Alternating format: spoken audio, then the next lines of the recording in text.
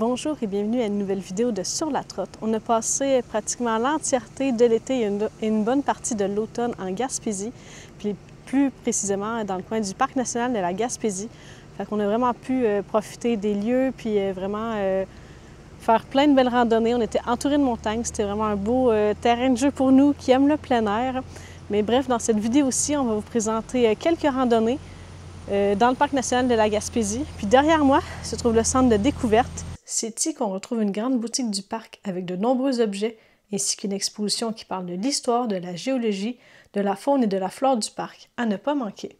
Puis je vous dirais de ne pas hésiter à vous rendre au centre de découverte et de service pour avoir vraiment beaucoup d'informations. Les rangers, les gardes-parcs qui sont là pour ça, pour vous conseiller, puis peut-être vous proposer d'autres randonnées plus courtes, où il y en a tellement plein qu'on n'a pas fait non plus. Mais bref, on vous présente 5 qu'on a fait durant nos mois en Gaspésie. Comme première randonnée qu'on vous propose, c'est le mont Ernest-Laforce. C'est seulement 4,5 km avec un dénivelé total de 155 mètres. On va être à environ 800 mètres en altitude. Je vais vous écrire ici exactement combien. On l'avait déjà fait la semaine dernière, qu'on l'avait fait comme en fin d'après-midi. Puis c'était vraiment le fun, très plaisant. Puis c'est une montée quand même soutenue tout le long. Par contre, là, il est environ 19 h le soir, puis on va voir le coucher de soleil du sommet. C'est une des places les plus recommandées pour les couchers de soleil du Parc national de la Gaspésie. Mais surtout, vu que la soirée commence, on espère voir des orignaux parce que c'est une place où on en voit vraiment très souvent. Si vous décidez de faire ce sentier-ci, il n'y a pas vraiment d'inquiétude. Le monter le soir ou peu importe, je veux dire, c'est vraiment bien balisé.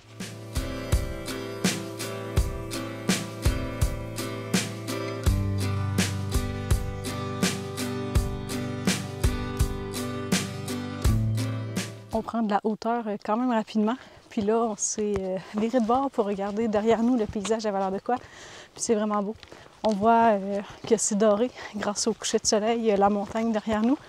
Ça va être vraiment magnifique en haut. On arrive bientôt au sommet. La végétation change rapidement. Il y a de moins en moins d'arbres le long du sentier.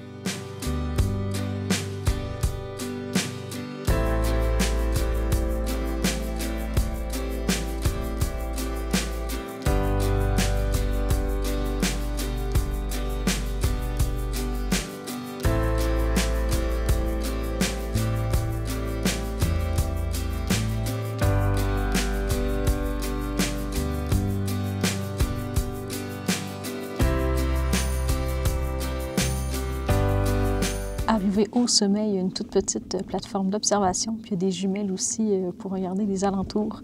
Puis c'est magnifique, on est entouré littéralement à 360 degrés que de montagne. Puis on peut vous confirmer qu'au coucher de soleil, c'est vraiment là que c'est le plus beau. Sur la plateforme d'observation, c'est le fun. Ils ont mis plein de petits panneaux avec tous les monts qui sont aux alentours de nous. Ça n'a pas pris de temps que le peu de gens quand même qui étaient avec nous, là, on était une dizaine, ils viennent tout juste de partir. C'est vraiment le fun, être comme seul, entouré de montagnes, avec le coucher de soleil. Puis plus on attend, plus on est patient, puis plus on a droit à différentes couleurs. C'est vraiment plus comme orangé puis rose que tantôt. Là. Sérieux, là, magnifique randonnée. Le ratio effort versus vue, il est parfait.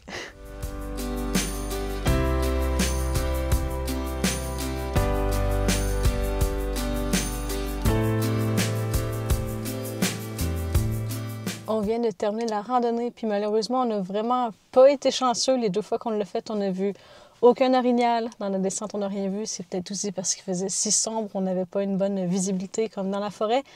On est arrivé juste à temps qu'on n'a pas eu besoin de prendre nos lampes frontales, mais si vous restez encore plus longtemps sur le sommet, vous êtes mieux de l'emmener. A few moments later. Finalement, on a vu un orignal traverser le chemin, donc faites vraiment attention parce qu'il y en a vraiment beaucoup dans le coin, là, autant des chevreuils que des orignaux. Puis à partir du gîte du mont Albert pour se rendre jusqu'au stationnement du mont Ernest-Laforce, outre comme 1 km du gîte à l'intersection, tout est en gravier. C'est un 9 km, c'est quand même bien entretenu, là. Tu sais, c'est en gravier, là. Ça brasse un peu, mais ça se fait très bien. J'ai une petite voiture, puis il n'y a pas de problème. Il est 8 h le matin, puis on commence pour faire le tour du mont Albert. Ça va être un total de 17,3 km avec 860 mètres de dénivelé. Ça s'annonce vraiment super. On est parti pour une très bonne partie de la journée. En ce moment, c'est un peu nuageux, mais en après-midi, c'est supposé s'éclaircir. J'ose croire que ça va l'être, parce qu'en haut d'une montagne, ce qu'on veut voir, bien, c'est le panorama devant nous. En tout cas, c'est parti!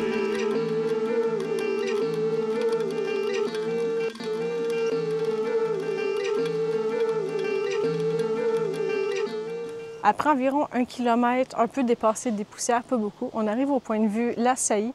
Fait qu'on fait comme 2 sentiers en un, là, en passant par ici. Puis la montée est comme graduelle, mais douce, là, c'est pas si pire. Mais ce qui est vraiment beau, c'est la vue. On voit le gîte du Mont Albert, puis entouré comme autour de montagnes et tout. Là, c'est vraiment beau, il paraît tout petit. On a décidé de faire le tour du Mont Albert, ce qui nous emmène évidemment au sommet.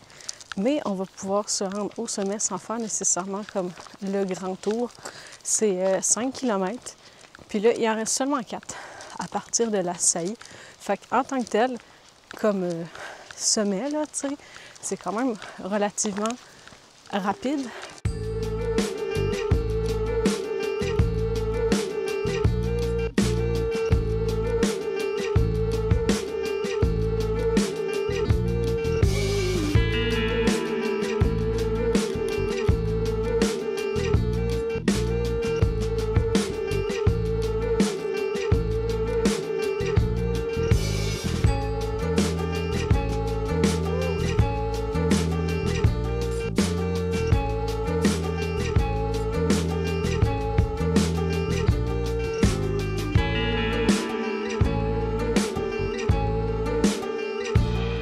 On est arrivé au sommet du Mont Albert. On n'a vraiment pas arrêté longtemps. Là, la vue était magnifique au sommet, mais le vent qu'il y avait, je pense qu'il va faire 5. C'était extrêmement froid. Puis c'est bien aménagé au sommet. Il y a des bécosses là, des toilettes quand même impressionnant. Puis il y a beaucoup de genre de petits murets de bois pour se couper du vent puis s'asseoir, là, reprendre notre souffle, collationner. Puis en plus, il y a un abri, vraiment une bâtisse là où on peut aller s'asseoir. Là, on est vraiment coupé du vent, puis c'est vitré d'un côté, fait qu'on peut quand même observer les environs. C'est vraiment cool de voir de la toundra, puis de la roche qui est nommée la Serpentine. En tout cas, c'est vraiment beau. Puis là, on est rentré dans le territoire des caribous. Je crois pas qu'on en voit. C'est le fun de se dire qu'il y en a quand même par ici. Peut-être tôt le matin, on pourrait être chanceux, là, mais...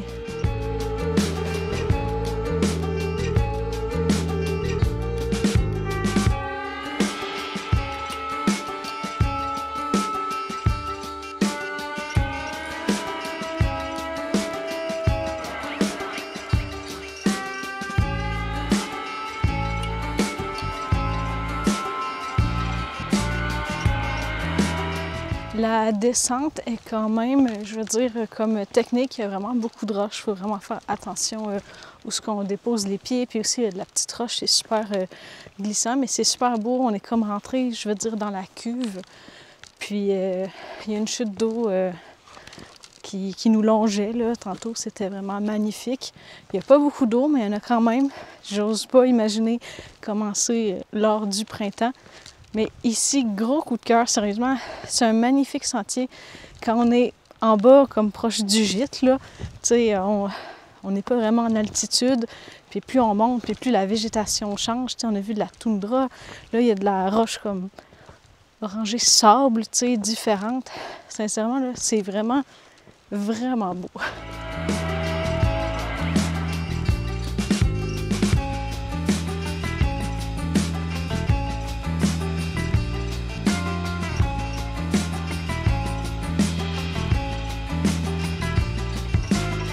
Le long du sentier, on croisait un deuxième abri, qui est l'abri de la Serpentine. On s'est arrêté pour manger, là, ça faisait du bien, il était 13h dépassé. Puis pour se rendre ici, comme à partir de la cuve à l'abri approximativement, là, c'était que sur de la roche. On commençait à perdre un peu patience à la fin, il fallait vraiment être précis quand on mettait nos pas et puis faire attention, là. Mais je pense que le reste, ça va être moins pire. Quand on a approché, il y en avait moins, mais là, on en voit encore quand même un peu, là. En tout cas, il nous reste seulement 6,2 km avant de revenir au centre de découverte et de service du Parc national.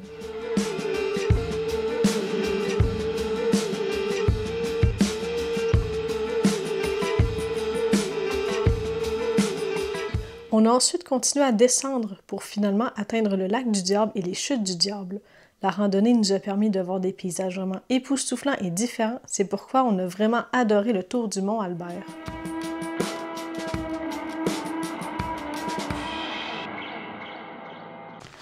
Comme troisième randonnée qu'on va vous présenter, ça va être le mont Xalibu.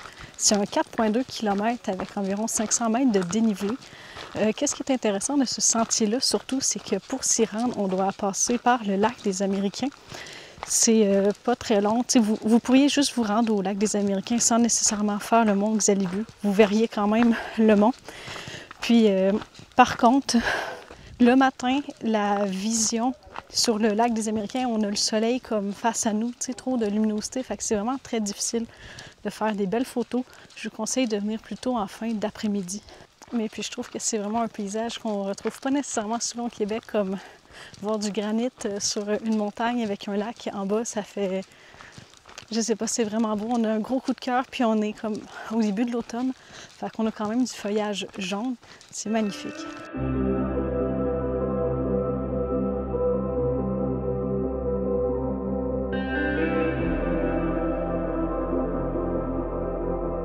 On est vraiment proche d'arriver au sommet, puis on a un grand éclairci sur une montagne, puis une chute d'eau qui se rend dans un lac. C'est absolument magnifique. Puis juste un peu avant d'arriver à ce point-là, on voyait le mont Albert, puis le petit mont Sainte-Anne. Puis c'était vraiment magnifique. Je pense que c'est une randonnée qui c'est genre full diversifiée. Puis là, plus on monte, évidemment, plus on est entouré genre de plus petits arbres et tout. Mais vraiment magnifique. Puis semble-t-il que rendu en haut, le climat va encore plus changer. C'est vraiment la journée parfaite en plus. On voit bien, c'est clair. Fait qu'en tout cas, vraiment heureux. Puis peut-être qu'on va voir des animaux aussi.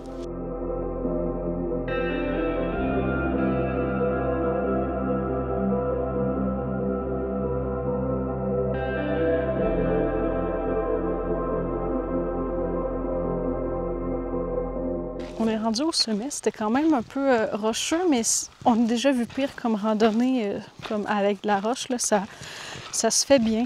C'est une randonnée qui totalise comme 500 mètres de dénivelé, mais c'est comme graduel, on a trouvé que ça se faisait très bien. Puis avant d'aller au sommet exactement, on est allé au belvédère de la Corniche, puis c'est primordial d'y aller, c'est essentiel, parce qu'on a vraiment une belle vue sur le lac des Américains. Puis les deux monts qui nous font face. Puis c'est vraiment, vraiment magnifique. Puis un peu plus loin, on voit comme un lac puis une falaise de roches qu'on voyait évidemment d'en bas du lac des Américains. Mais là, on s'en va vraiment au vrai sommet. Mais pour l'instant, ils sont toutes magnifiques les randonnées, mais je pense que c'est une des plus belles puis comme un peu des plus variées, j'ai envie de dire. Je sais pas. En tout cas, vraiment un incontournable.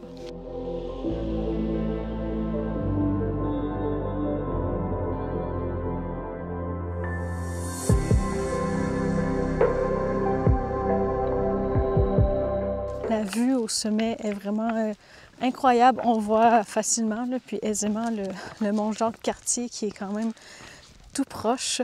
Puis le sommet, c'est que de la roche. Puis il y a comme plein de petits, des petits salons, là, des trucs pour couper le vent. Là, les roches ont été placées en rond. En tout cas, c'est magnifique. Moi, je pense, sans faire un consensus avec Antoine, mais je pense que c'est ma randonnée préférée au parc. Le ratio effort-temps, puis vue. Tu sais, regardez, on est en train de redescendre, puis c'est qu'il y a des montagnes.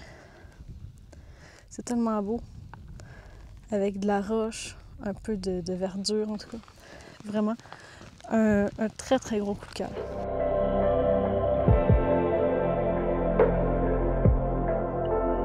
Puis là, on vient de terminer le mont Xalibu. Il nous reste seulement quelques mètres avant de revenir à la voiture. Puis je pense que c'était ma randonnée favorite. Je sais que j'en ai fait part tantôt, mais les paysages, c'était incroyable. Sincèrement, on voyait tellement grand dans la vallée, rendu au sommet, là.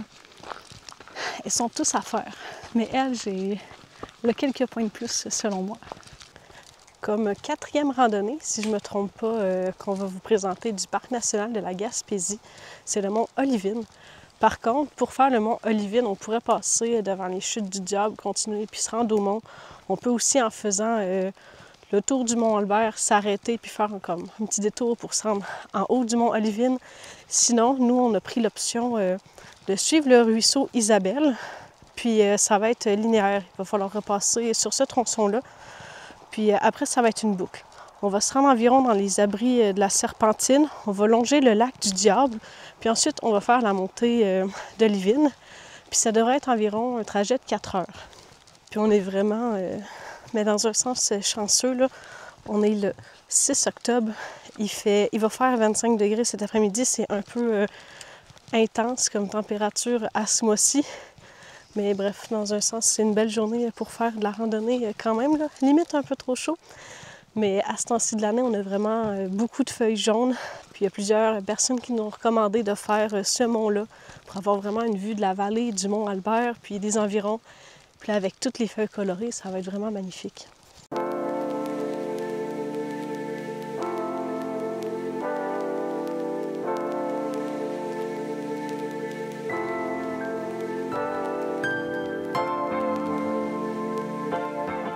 Ça fait 1,8 km qu'on marche, puis c'était pas trop stimulant, là. C'était comme un chemin de 4 roues, mais à partir d'ici, on va vraiment s'approcher de l'abri, puis je pense, je suis pas certaine, mais ça a l'air d'être un peu plus comme mince, là, moins pour les motorisés. Mais tout le long du chemin, on voyait des pistes d'orignaux, puis quand même grosses, puis Antoine, en portant vraiment attention, il en a vu des plus petites. Fait que ce serait peut-être une mère avec son petit, mais là, juste, tu sais, je regarde, puis on en voit encore plein, c'est fou, là. Puis hier, il a mouillé, fait que c'est full humide, on voit vraiment bien les pistes. Puis un truc au début du sentier, ça dit de garder une distance de 50 mètres entre l'animal et nous, là. Mais je peux vous donner un truc, 50 mètres, c'est un peu vague aussi, tu sais, c'est quelle distance? Moi, ça veut un peu rien dire. Mais on avait appris ça dans un parc Canada. On lève le pouce, puis on tend le bras, puis on essaie de cacher l'animal. Puis si on est capable de le cacher, ça veut dire qu'on a une distance raisonnable. Idéalement, on essaie de garder cette distance-là, mais sinon 50 mètres aussi, ça peut le faire.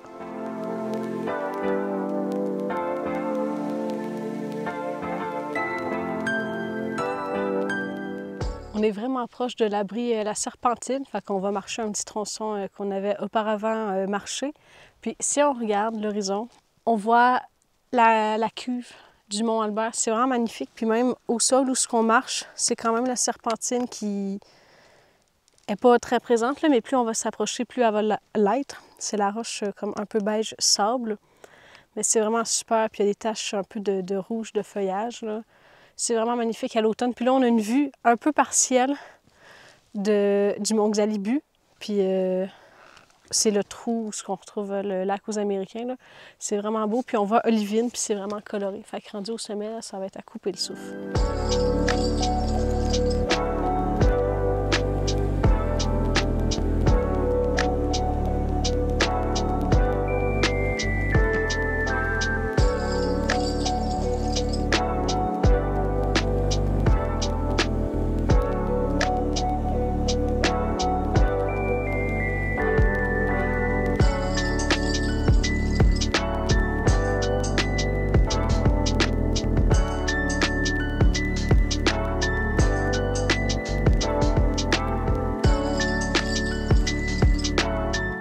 Là, le vrai sentier du mont Olivine commence.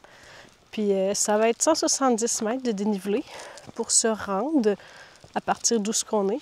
Puis on vient de croiser des gens, puis on dit que c'était quand même abrupt, tu sais, pour se rendre, là, un peu comme escalade à voir. Mais par contre, quand on a choisi le sens qu'on faisait la randonnée, on s'est dit qu'on allait monter le plus abrupt. Fait que comme ça va être moins long que prendre comme une longue montée, surtout que c'est super humide aujourd'hui, là. On dirait que je voulais pas faire durer le calvaire. Mais bon, j'ai bien hâte de voir la vue.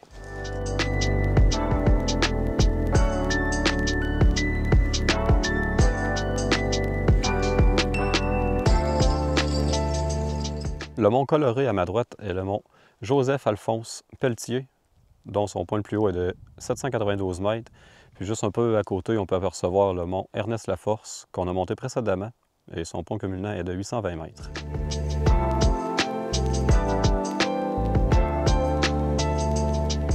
Là, je pense qu'on a vraiment atteint le sommet. Là, c'est vrai, on a une vraie vue sur la cuve du Mont Albert. On a le lac du Diable. Puis si on regarde bien aussi, on voit à l'abri la Serpentine. C'est vraiment beau. Par contre, c'est pas une randonnée où vous allez avoir un 360, contrairement à Ernest Laforce. Mais c'est vraiment beau parce que vous voyez quand même ici aussi tout genre les beaux attraits du parc. Là, on a vraiment une bonne vue. Mais à l'automne, c'est 10 sur 10. L'été aussi, c'est sûr, c'est beau. Mais là, ça a encore plus son cachet en ce moment.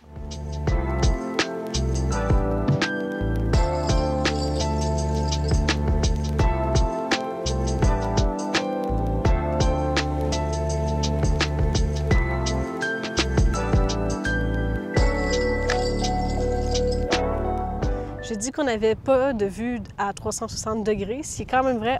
On en a un au final, mais tu sais, c'est le long du sommet du mont que là, comme par exemple ici, on voit toute la Grande Vallée. Mais là, comme vous voyez, c'est la descente. On retourne tranquillement vers le stationnement.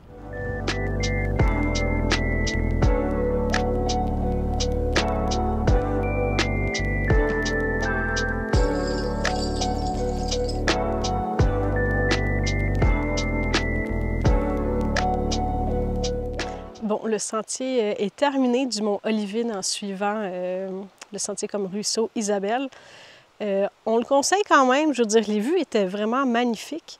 C'est sûr que pour voir le mont Albert, Ernest Laforce, puis la vallée, puis la route, sincèrement, c'est vraiment très, très beau. Puis on n'a pas été chanceux, encore une fois, on n'a pas vu d'orignal, mais on a vu beaucoup de traces. Comme juste en redescendant, on a revu d'autres traces qui étaient encore plus fraîches.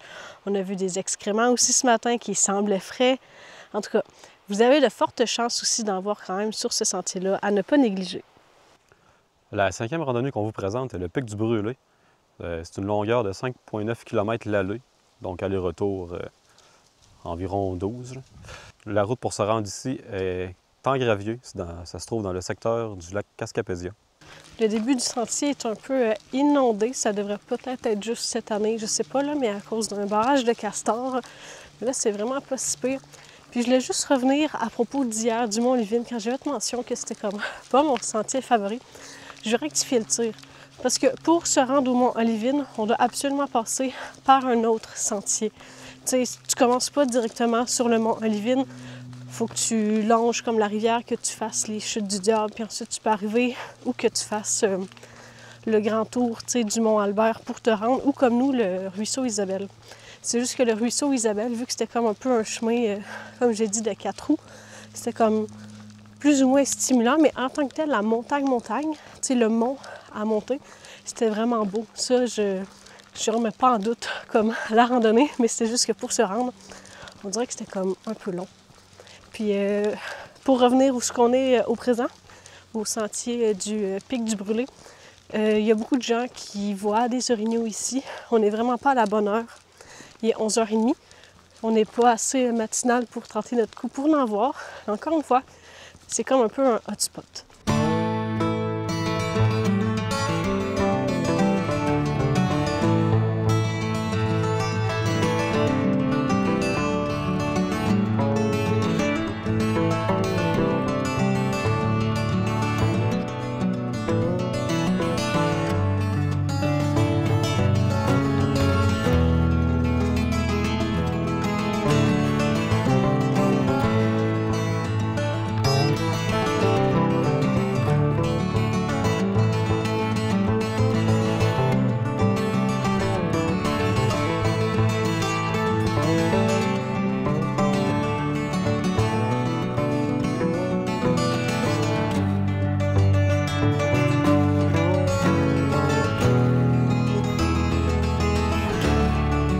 On vient d'atteindre le sommet. On est à 790 mètres d'altitude. Puis sincèrement, c'est vraiment beau la vallée. Il y a comme un peu des falaises là, tu sais, le long, un flanc de montagne. On voit le projet Éole, une éolienne verticale qui est à Cap-Chat. On voit le village de Cap-16. Puis Antoine, avec ses yeux de lynx, il a réussi à avoir comme un bateau sur le fleuve. Puis c'est magnifique. Il y a un peu de rouge, mais on est un peu tard dans la saison d'automne pour avoir vraiment des couleurs vraiment vives. Puis si on continue à notre gauche, on peut se rendre au mont Ernest Ménard. C'est 3,2 km de plus avant de revenir à Cascapédia. Puis on va le faire. On va voir à quel point la vue est jolie. On vient de croiser un randonneur qui venait de là, puis il disait qu'on était un peu plus haut qu'ici. Fait qu'on va aller voir ça a l'air de quoi.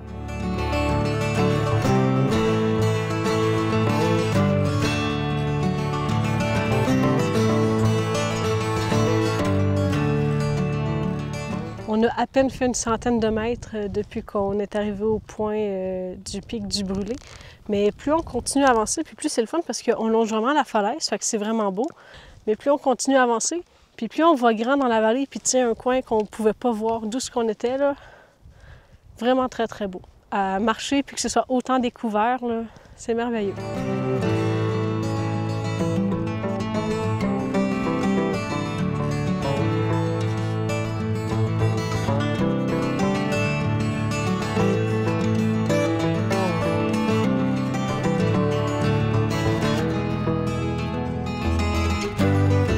En continuant sur le sentier, on vient d'arriver à un autre superbe point de vue. On est sur le dessus de la falaise qu'on vous a monté précédemment.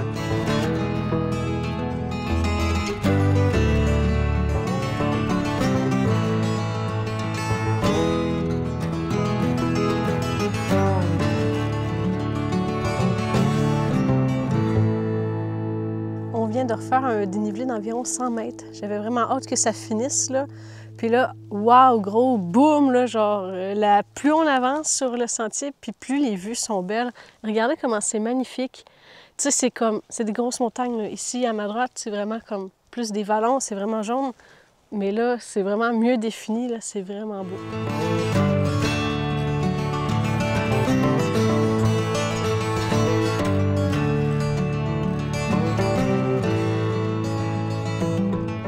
Bon, il reste que très peu de mètres à faire avant de terminer le sentier. Encore une fois, on ne peut pas faire de mauvais choix quand on vient au Parc national de la Gaspésie. Tous les sentiers sont beaux, agréables, puis ils rendent toujours à un point de vue comme mémorable, qui fait oublier tous les efforts qu'on a fait pour se rendre. Puis c'est ce qui conclut aussi la vidéo, les sentiers qu'on vous a montrés. Il y a encore plein d'autres magnifiques sentiers dans le parc qu'on vous a pas montrés, qu'on n'a pas fait. Il y a le mont Jacques-Cartier, qui est le plus haut du parc aussi, que c'est sûr qui est magnifique. C'est un des seuls endroits dans le parc où on peut... Ouf, il y a beaucoup d'eau. C'est un des seuls endroits où on peut voir des caribous. Ensuite, il y a le pic de l'Aube aussi. C'est sûr que, d'où le nom, ça doit être magnifique au lever de soleil aussi. On a entendu des bons commentaires de ce sentier-là. Bref, il y en aura encore beaucoup à montrer. Fait qu'on se revoit dans une prochaine vidéo. À bientôt!